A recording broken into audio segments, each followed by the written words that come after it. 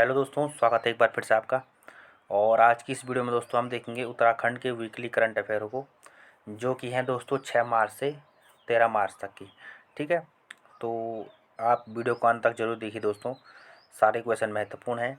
ठीक है, चलिए तो शुरू कर लेते हैं दोस्तों। पहला क्वेश्चन देखिए, 22 मार्च से शुरू होने वाले ऐतिहासिक झंडा मेला राज्य की किस जनपद में लगता है?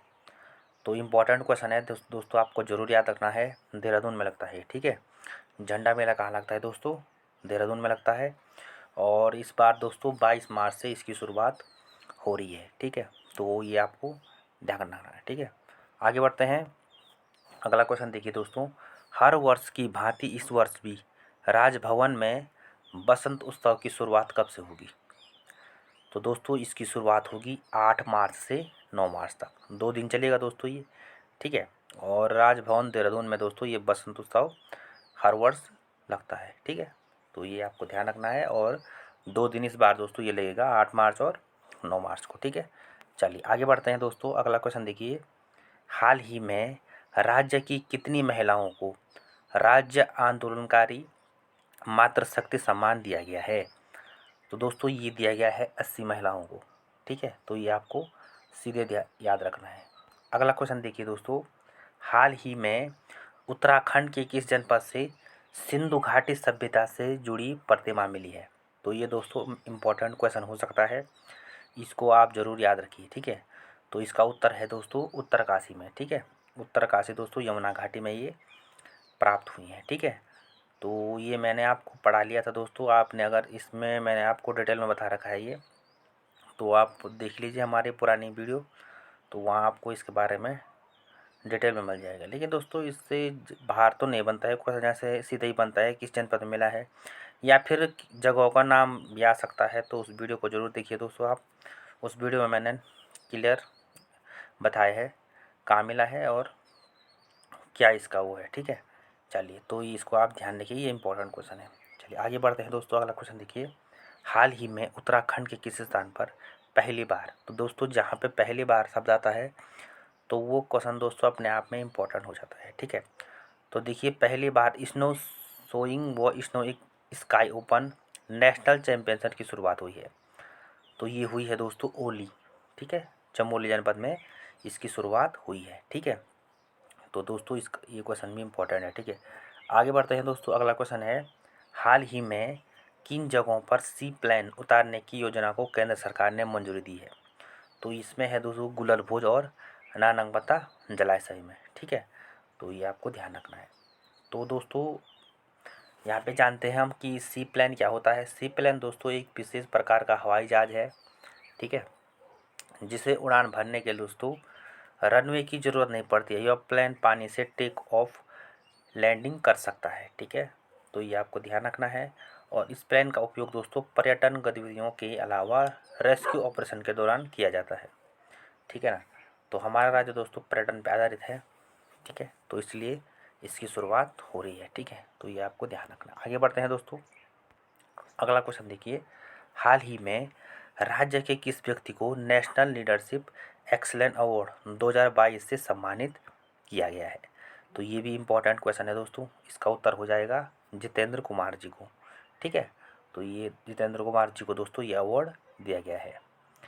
आगे देखते हैं, अंतर्राष्ट्रीय 39वें बुसान फिल्म फेस्टिवल में राज्य की कौन सी फिल्म का चयन हुआ है? ठीक है, तो ये हुआ है दोस्तों पताल ती। ठीक है, तो चलिए आगे बढ़ते हैं। अगला क्वेश्चन है दोस्तों, यमुनोत्री रोपवे की कुल लंबाई है? तो ये है दोस्तों 3846 मीटर। तो ये आपको ध्यान रखना है। और ये दोस्तों जानकी चट्टी खरसाली से यमुनोत्री तक बनाया जाएगा। ठीक है, चलिए तो अगला क्वेश्चन देखिए, हाल ही में स्टेट क्रेडिट सेमिनार किस जनपद में हुआ है? तो ये हुआ है दोस्तों देहरादून जनपद में। ठीक है, चलिए आगे बात करते हैं दोस्तों। हाल ही में उत्तराखंड मुक्त विश्वविद्यालय ने कौन सा दीक्षांत समारोह मनाया? तो ये मनाया है दोस्तों 6वां। और उत्तराखंड मुक्त विश्वविद्यालय की स्थापना 2005 में हुई है। ठीक है, और हल्द्वानी में है स्थित है दोस्तों उत्तराखंड मुक्त विश्वविद्यालय। ठीक है, तो ये आपको ध्यान रखना है। चलिए आगे देखते हैं, हाल ही में अंतर्राष्ट्रीय महिला दिवस कब मनाया गया है? तो ये इंपॉर्टेंट क्वेश्चन है दोस्तों। ये मनाया गया है 8 मार्च में। इसकी थीम जरूर याद रखिए दोस्तों, आप एग्जाम में पूछ जा सकती है। ठीक है, तो क्या है theme? Gender equality today for a sustainable tomorrow. ठीक है, तो ये आपको ध्यान रखना है, इसकी थीम है। चलिए अगला क्वेश्चन है, हाल ही में किसे पहला उत्तराखंड नारी शक्ति सम्मान से दोस्तों सम्मानित किया गया है? तो यहाँ पे पहली की बात हो रही है दोस्तों, तो इसलिए ये क्वेश्चन भी इम्पोर्टेंट बन जाता है।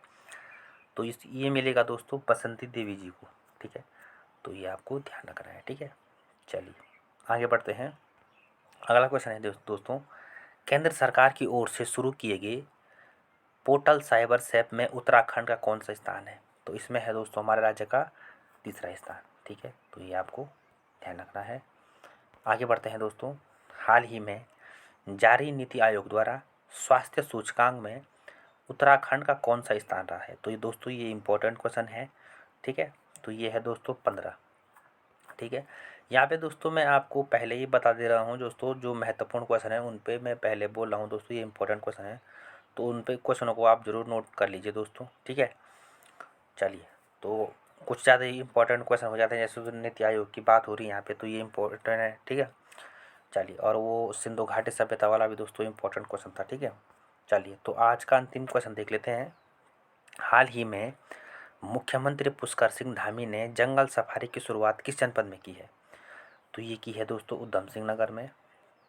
ठीक है, और उधम सिंह नगर में भी दोस्तों खटीमा में इसकी शुरुआत हुई है। ठीक है, चलिए तो दोस्तों ये थे आज के हमारे, सॉरी दोस्तों एक और क्वेश्चन और है इसमें। आगे बात करते हैं दोस्तों, ई श्रम पोर्टल में पंजीकरण करने में राज्य किस स्थान पर है? तो ई श्रम पोर्टल, तो ये है दोस्तों इसमें उत्तराखंड तीसरे स्थान पर है। ठीक है, तो ये आपको ध्यान रखना है। और ई श्रम पोर्टल दोस्तों इसके बारे में मैंने आपको पढ़ा रखा है, आप वहाँ पढ़ सकते हैं डिटेल में। ठीक है, चलिए आगे बात करते हैं।